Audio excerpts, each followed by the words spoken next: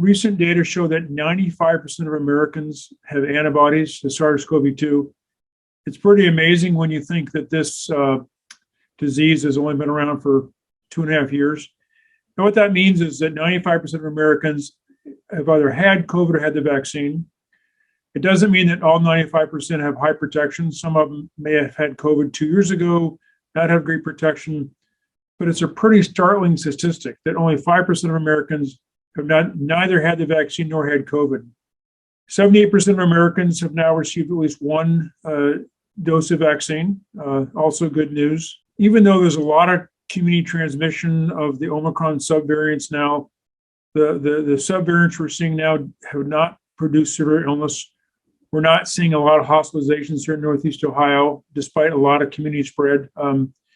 Nationally, the daily death rate is 250, which is way too many, but a far, far cry when we had these big surges, in the past. And then one thing that might be of concern is that there's two subvariants of Omicron called BA4 and 5. They appear to have more immune escape, and that antibodies from the vaccines or prior infections are less effective in preventing infection with them. If people are eligible for a boost and haven't got a boost, they should get it because you want to have as much protection as you can. So that's a sobering thought that these are now taking over as the dominant variants. Two other quick comments.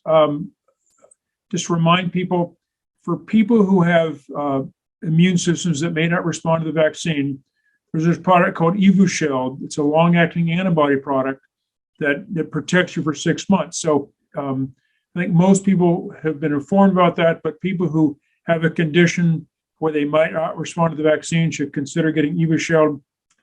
And then the antivirals are very effective right now. The major antiviral is this drug called Paxlovid, highly effective against the virus for people who are at higher risk.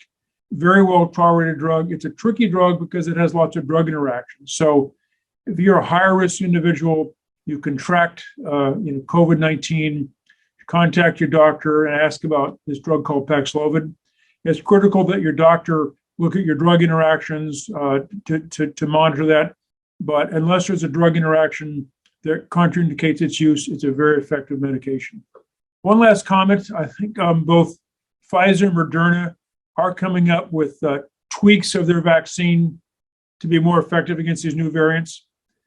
Some people ask me, should they wait for a boost for a new vaccine in the fall? If you're eligible for a boost, get the boost now. I would not wait. There may be an indication for a boost in the fall for vaccines that are altered to be more effective against the most recent variants.